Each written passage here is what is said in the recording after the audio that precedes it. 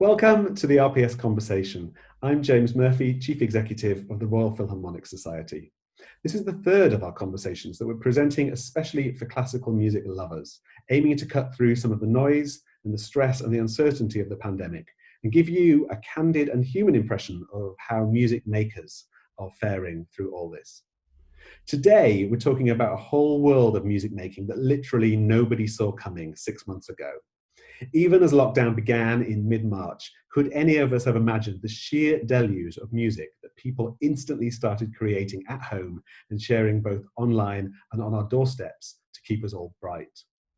It says so much about how musical a nation we are, how much we all need music, and how those who make music, amateur and professional, young and old, individuals and groups all across the country, cannot help but give of themselves for the enjoyment of others.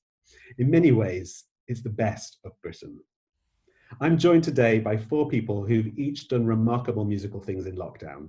Conductor Helen Harrison, choral director Ben England, violinist Catherine Arledge, and pianist Isa Tokane Mason. A big hello to you all. Hello. Hi. I wanted to kick off asking each of you what you found yourself doing musically in lockdown that back in January you likely never dreamed. Helen, Britain is a constellation of amateur choirs, bands and orchestras, and you conduct the Blackpool Symphony Orchestra. When lockdown started, it probably ought to have just shut it up like the Tower and the Pleasure Beach. But oh no, you got busy. Tell us what happened. We did get busy. I think the first thing was we were meant to do a huge concert just about a week into lockdown with actually another group that I also work with, the Choral Society. But unfortunately, it just went up in smoke. So we were really desperately missing making music, but also for a lot of our players in the orchestra, it's part of their lives. Some of them are in like 3 or 4 amateur orchestras. It's integral, and we were just all missing it. So the first things that we did, we wanted to come together. So we thought, let's have some online coffee breaks, and it happened to be on Thursdays as well. Because obviously when we usually have a coffee break, I'm usually cracking the whip saying, come on, let's get back and rehearse. And basically from there, we then saw the Clap for Carers Somewhere Over the Rainbow, and we thought, well, our players have just been outside playing for the neighbours Somewhere Over the Rainbow. What about if we do that, record it in isolation, the usual shebang? And then, you know, we were really fortunate that we managed to raise some money for the food bank in Blackpool. And as some of you will know, Blackpool has quite a lot of social deprivation, so it's been really good to turn something that could be so negative into a little bit of brightness for everybody. If folks at home haven't seen it, do hunt it down. It is the most beautiful thing and the most amazingly high quality. I think you were out the gate faster than most of the professional orchestras with something, and really set a standard there. But I love something that there's even a little making of film on your website, which is so charming. And in it you say that you had to get together and do something like this because making music together is not just something that you do, it's part of who you are. Who we I are. love that. Yeah. And I think this is the thing, whether you're a professional or an amateur. I mean, obviously working in a lot of the groups, I'm often the professional in the room and everyone's there. But I think that's one thing about our amateurs. They're actually choosing to be in that room with us. You know, they're not doing it because they have to be there. They really, really love it. So it's really a big part of everybody's life. And I have to say, for me as a conductor, it's been really driven it home that as a conductor, we really do need people, because I don't make any sound at all. It's all I can wag my hands to my heart's content, but it's all a little bit academic. And it really is true. So at times I have thought, you know, who am I at the moment? But other activities that I've been involved in have kind of shown the totality of what music does. It's not just about, if you're a music director or anyone working with any musicians, it's not just about coming in doing music. Now more than ever, I think it's our role as music leaders to stand up and help the communities with and provide hope and leadership and provide these opportunities. So my shift in my job has changed a lot since January, because I thought, you know, I usual rehearsal, conduct, next rehearsal and score, but actually it's been a lot more of a wider picture about actually what music means for our communities and keeping it going. So I think I've learned a lot from the process, and I think we all, talking to the orchestra, I also do an opera company locally, like all the groups, we've all We don't want to lose this enhanced connection we've got that will, I think, feed into the music when we do get back together. Thank you so much. Isita, it's no secret what you've been doing in lockdown. I gather 1.7 million people tuned in to the fabulous BBC One programme, charting you and your 6 siblings' endeavours at the family home. And then there's all your Facebook Live performances. When did you realise you were going to turn the house into a concert hall and let all the public in? And I have to ask, being the eldest sibling, were you in charge? Well, I'll answer the second question first, and the answer is a simple no. It's got to the point where all my siblings are more or less adults, or at least they think they are, and so I'm not really in charge anymore. But yeah, I think as soon as we kind of got back home and this whole lockdown period started, at first we were flooded with, as many musicians were, many cancelled concerts and disappointing news. And so of course we were all quite down at first, looking at the state of the world, in particular the music world. And after that period finished, I think it was probably about a week or so, we kind of thought, okay, there has to be some kind of way forward.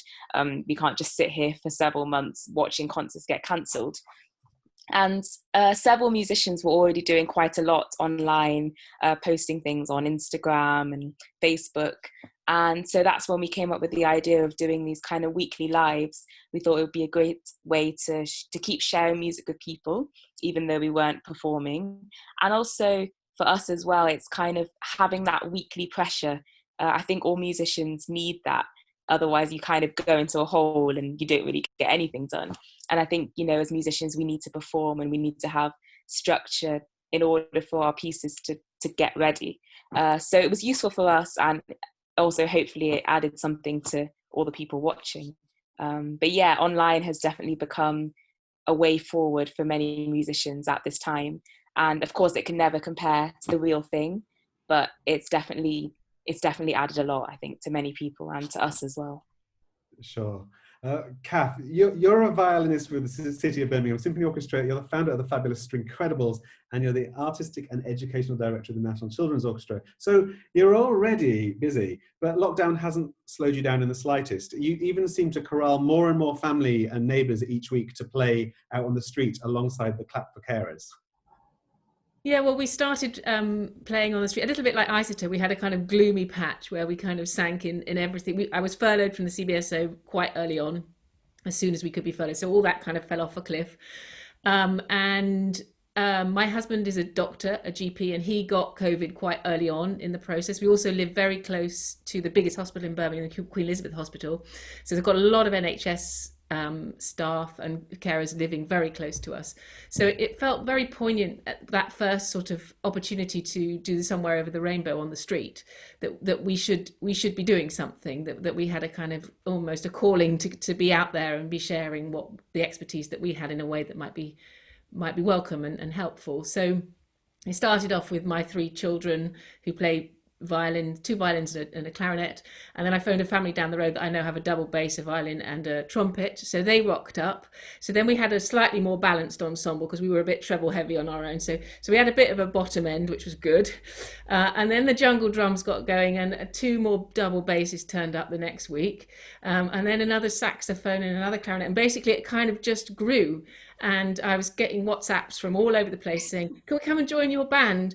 And it's like, yeah, kind of. But the trouble was the lineup is so eclectic. It was like such an unusual group of instruments that you couldn't just play this kind of thing. We had to arrange everything every week. So we started off with the rainbow, and then every week we added something new or a couple of new things.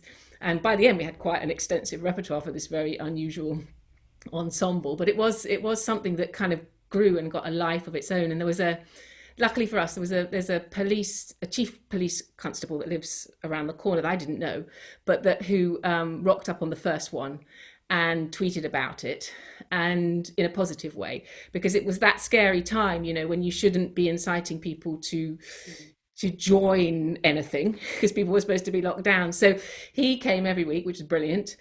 So then I knew we were kind of safe, and police cars came just to check that everybody was kind of doing what they should be doing. But I think he was very adamant that we should continue so long as it was people were being respectful and distancing, and we managed it, thankfully. And we went out on a big high with big ABBA rendition of "Thank You for the Music," and boom, that was it. So I don't know if we'll ever make a comeback, but it was great while it lasted.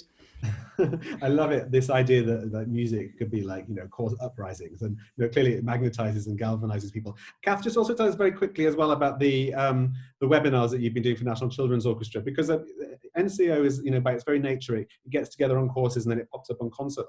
But you've really sort of turned it inside out and shared all of this online, and we've seen a lot of like famous big name musicians revealing a completely different side of themselves.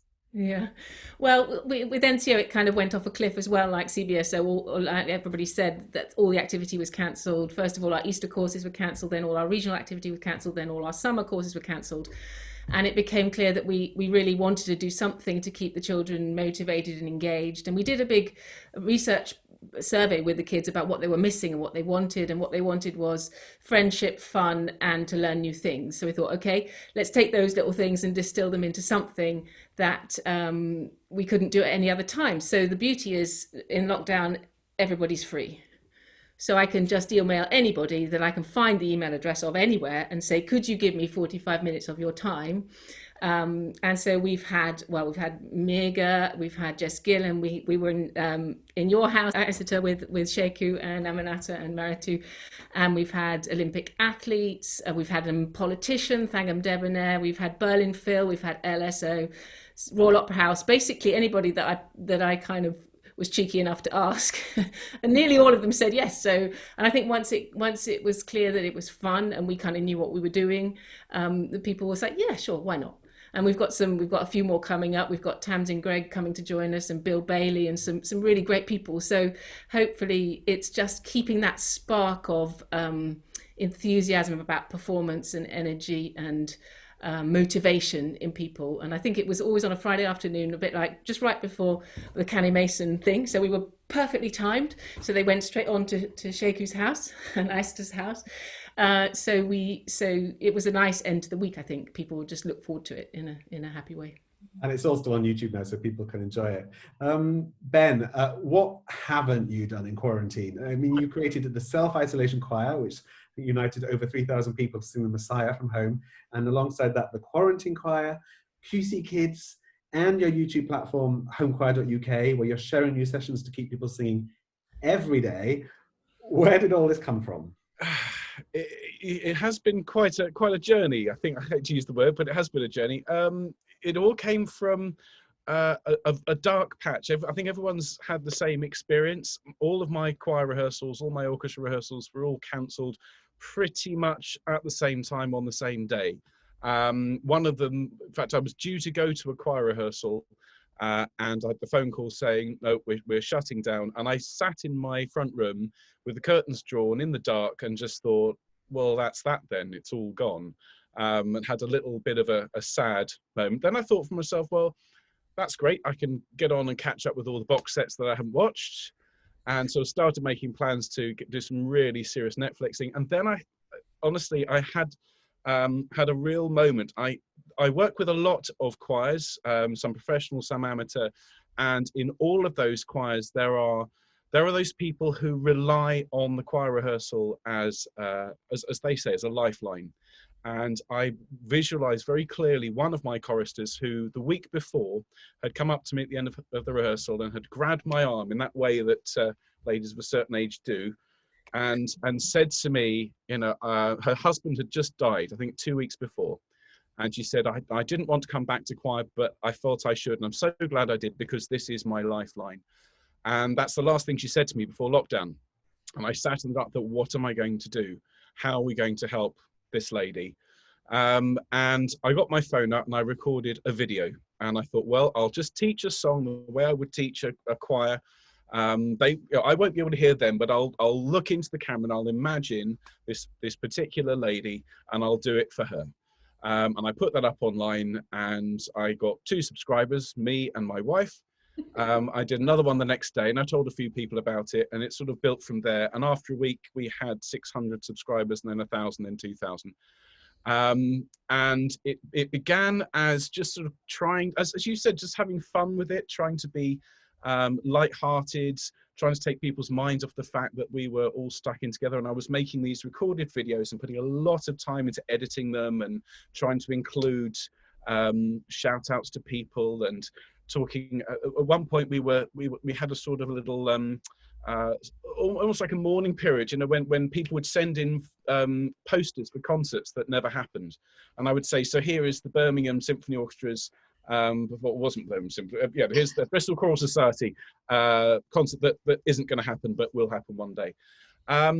And so from there I was put in touch with this chap called Mark, who just set up the Self-Isolation Choir, and he was looking for a musical director because the chap he'd asked for, or asked to take it on, was stuck in Greece on a little island with a Vodafone 3G connection and couldn't stream.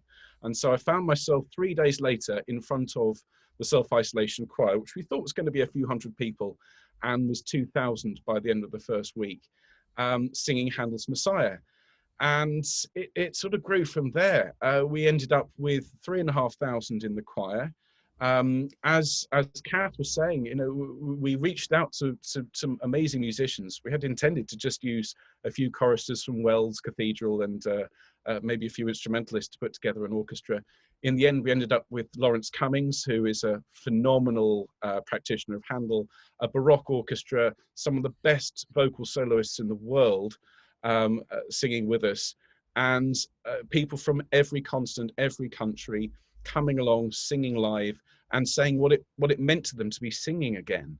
And after a while, it became really clear that what we had here was something perhaps that could be a model for the future. Maybe it's not to replace singing in person, but to augment it, and to well, certainly to give us something to do while we're in lockdown. And so since then we have, yes, you're right, we're on every day. I do a daily broadcast with the Quarantine Choir, which is sort of light-hearted singing.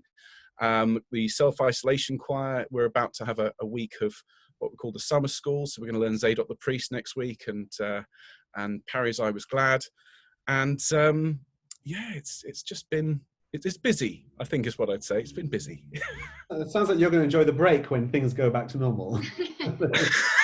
Everything's turned upside down. So, you know, lockdown has for now made our homes into performance venues of a kind. I think people have surprised themselves how easy this was, that the tech was all at our fingertips all along. As lockdown eases, what do you think? Do you think this will last, that it maybe represents something of a revolution? Any of you? I mean, I think, no, sorry. No, you go. Well, I was just going to say, I think it will be a mixture of both, because I think people really do crave real life social interaction, and I think nothing will ever be able to beat a live concert. And I actually think in being deprived from kind of live rehearsals and live everything, people will have a renewed love for it. So I'm hoping that we'll see more people wanting to go out and watch concerts, etc., once that's possible. However, I do think now that we've done so much online, people are more aware of it.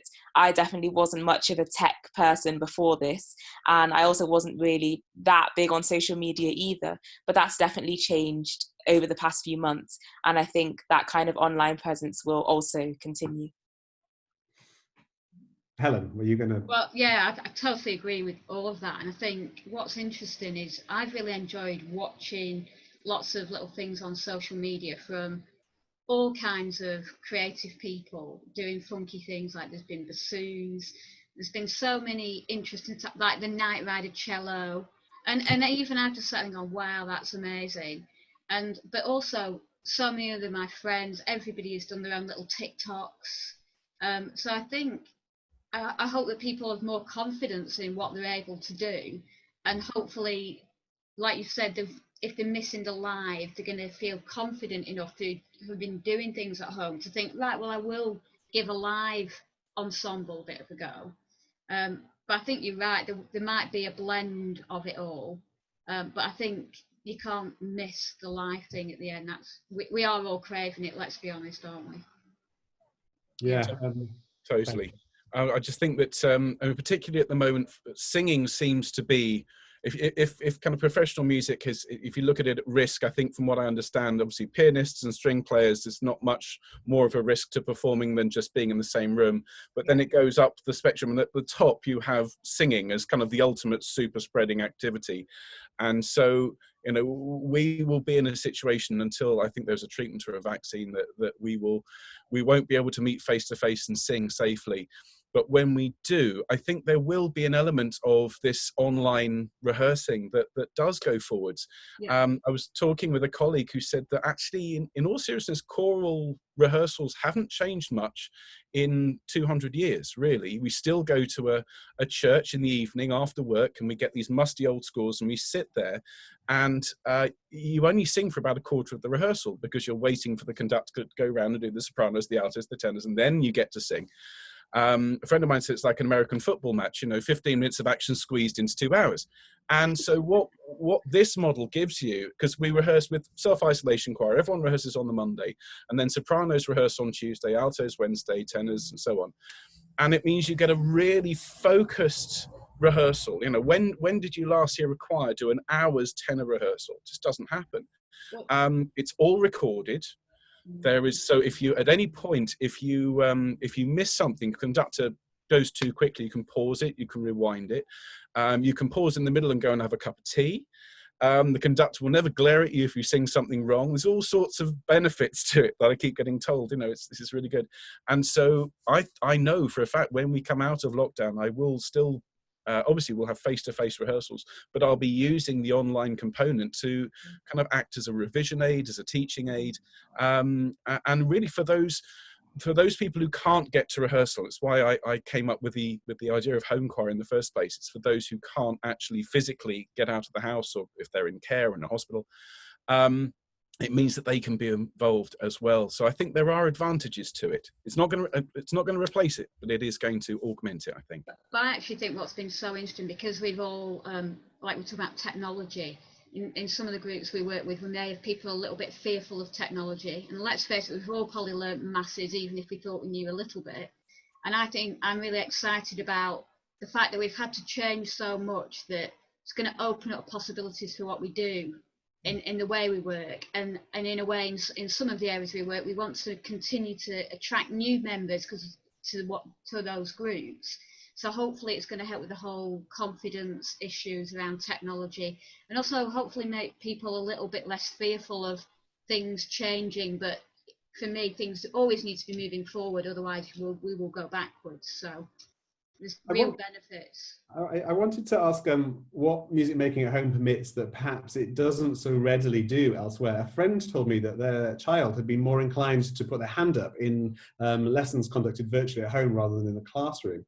Kath, in your webinars, we've seen such joy and freedom from even venerable artists, like you say, like RPS award-winning conductor Mirga Grajnite Tila. Has lockdown somehow cracked open classical music's sense of propriety, and might this be a good thing going forward?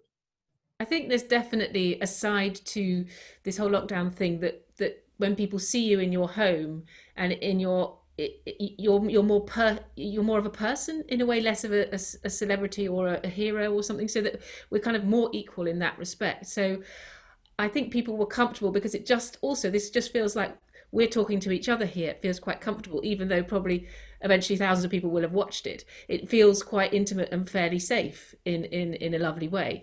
And even if it's live, it feels sort of just a bit less scary, I guess. So I think it's humanized classical music in a way.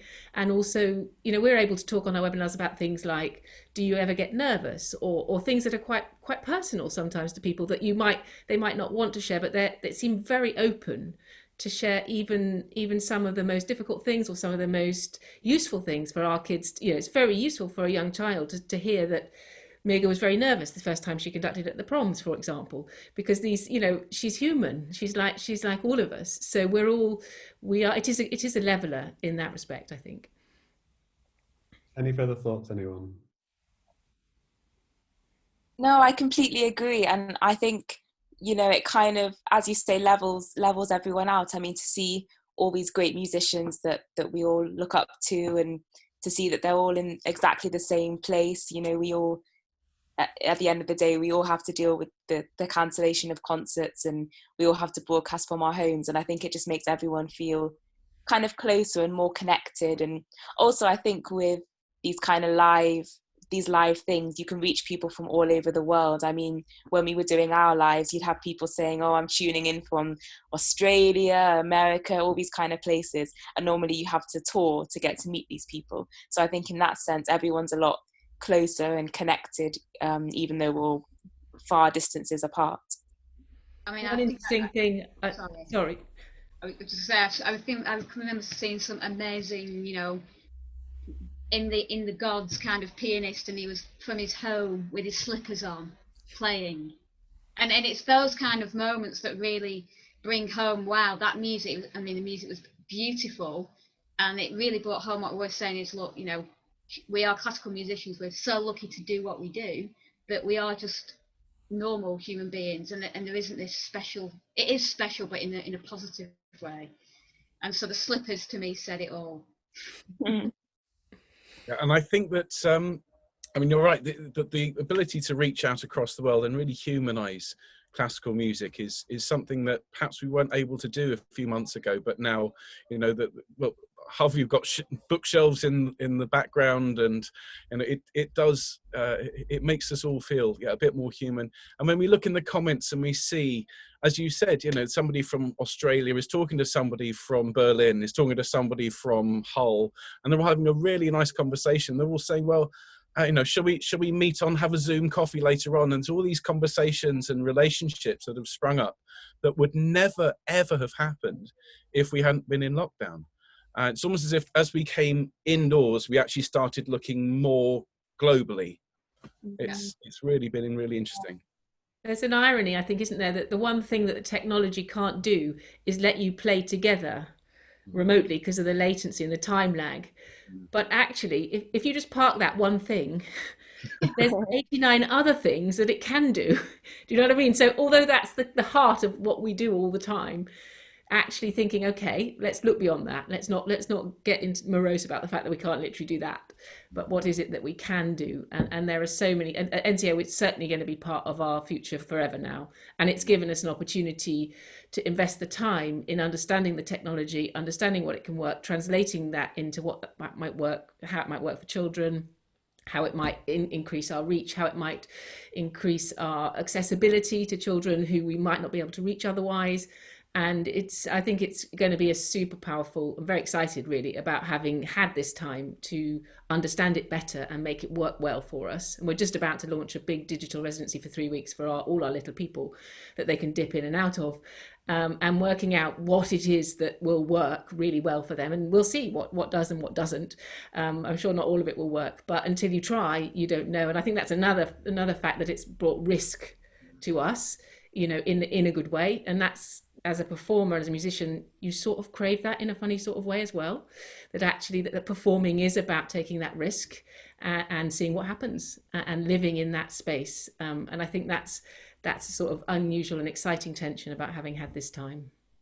And I think you said you're going to keep elements of what you've been doing with NCO, and I think that's going to be the challenge, because I mean, once you're in the rehearsal mode, often for a lot of the groups I'm with, there's like always rehearsal time is the enemy sometimes, isn't it? And it'll be really good, I think, to retain these other elements that are enhancing, that we've kind of never had time to do, or always said, oh, we'll get to them someday, digital's coming. Well, it's right here now, isn't it? Up there. We've lots more to discuss. Do stay with us as we talk more about the impact of all this on amateur music making across the UK. And I'll be asking our guests what's musically inspired each of them during lockdown.